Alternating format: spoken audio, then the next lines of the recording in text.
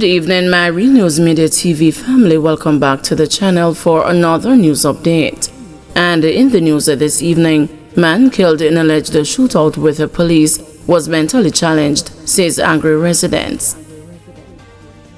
Residents of Galloway Road, Kingston 13, have charged that there is no truth to police reports of a shootout that left a 33-year-old man from their community dead Friday night, instead describing his killing as a murder.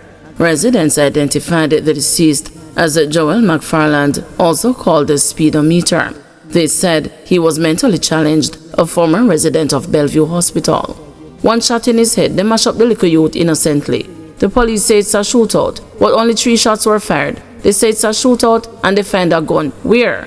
Questioned a female resident holding a bulging bag of what she said was McFarland's medication as she stood just outside his door. Joel didn't fire a shot. You can't even go around Joel a certain way. He's afraid of those things. He doesn't like violence, she said, pointing to the spot where she cleaned his blood off his doorstep after the incident.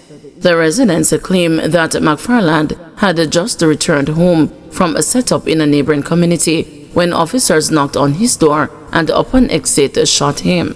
The residents described Joel as well taken care of by his family, who would regularly buy him his groceries and new clothing, and they said he was trusted around the community to purchase food for residents.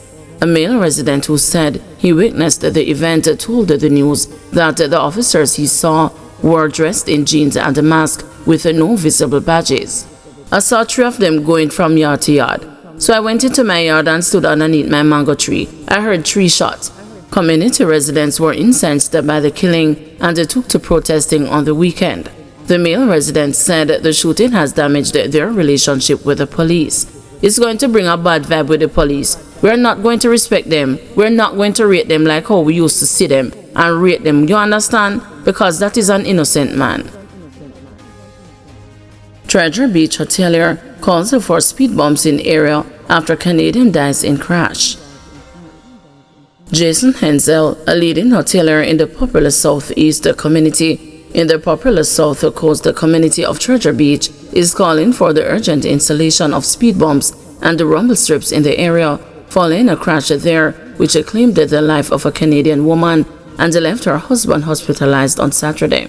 Hensel, in a letter to Cabinet Minister and the St. Elizabeth Southwest Member of Parliament Floyd Green, as well as the Pedro Plains Councillor Carl White, said the National Works Agency had given approval for the road safety measures in recent years. We need to get moving on the installation of these speed bumps in Treasure Beach that were approved by the NAA over 3 years ago. The area between the Sandy Bank Basic School entrance to Sandy Bank and the Sandy Bank Primary has proven to be a dangerous spot, the letter read in part. There was a fatal accident in this area yesterday involving a car and 2 Canadian visitors who have been coming to the area for the past 20 years, the letter added. The Canadian woman has been identified as 65-year-old Janice Stewart. A police report said about 4:40 p.m. the Canadian couple was traveling on a blue 2023 Movements motorcycle in a northerly direction when the motorcycle failed to keep left and went into the path of the oncoming motor car. The car then crashed into a fence. The couple was taken to hospital where the woman was pronounced dead and her husband admitted for treatment. 2 bikers dead from head-on crash in Westmoreland. 2 motorcyclists died from injuries they sustained in a collision on the Sheffield Main Road in Westmoreland on Saturday night.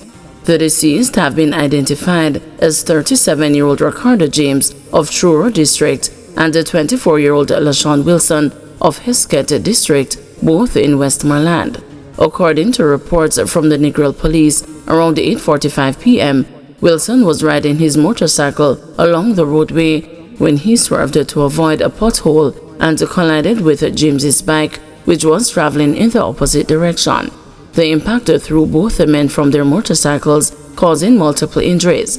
They were rushed to the hospital, where they were both pronounced dead. The Negril Traffic Department is investigating the incident. Cops bag gun, ammo and wanted man in Sunday operations in Spanish Town.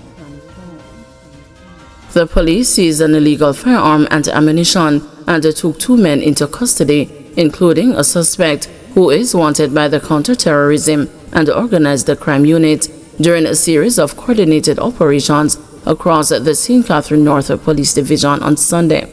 Superintendent Hope Nicholson, head of the police division, said the operations were part of ongoing efforts to apprehend wanted men, disrupt the criminal networks, and uphold the law and order in the division. The police, supported by military personnel, launched multiple raids in and around the Spanish Town shortly after 8:30 a.m.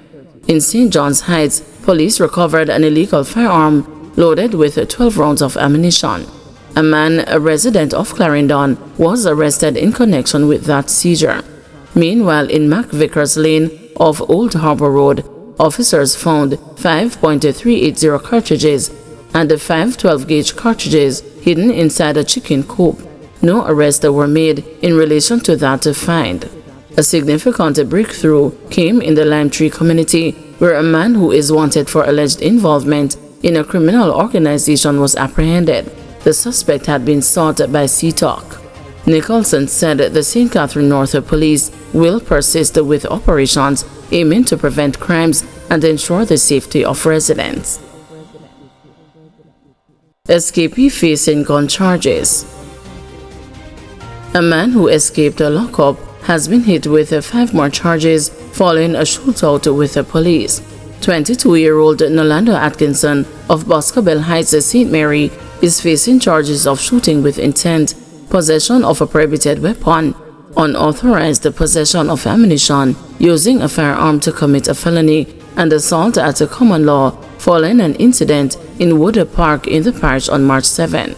Reports from the Puerto Maria police are that about 6:10 p.m., lawmen conducted a raid in the community of Wood Park in search of wanted men said to be escapees from the Oracabessa police station. 2 men were seen on the premises and 1 allegedly opened the fire at the police. The team returned the fire. During the encounter, Atkinson got hit to the lower left leg, which resulted in him falling to the ground. The other man managed to escape. The injured man, who was identified as Atkinson, who had escaped custody, was assisted to the hospital by the police, where he was treated and later taken back into custody. On Saturday, Atkinson was formally charged for the offenses following a question-and-answer interview. His accomplice is still on the run and is being urged to turn himself into the police. A court date for Atkinson is being finalized. Trelawny cops is seeking driver involved in fatal hit-and-run accident. The Trelawny police are searching for the driver of a white Toyota Hiace bus suspected to be involved in a fatal hit-and-run on Saturday evening along the Hammersmith roadway in the parish. The victim has been identified as 61-year-old landscaper Balford Green, also called Louis, of a Black Windy Side Trelawny address. Reports from the police are that about 7 p.m., Green was walking on the left side of the Hammersmith roadway when he was mowed down by a vehicle. He sustained multiple injuries and was rushed to the Falmouth Public General Hospital, where he was pronounced dead. Based on debris found at the scene, police believe the left front section of the vehicle sustained damage in the crash. The cops are urging the driver or anyone else with information to come forward. Thank you everyone for watching. See you tomorrow morning at 6 a.m. for another news update.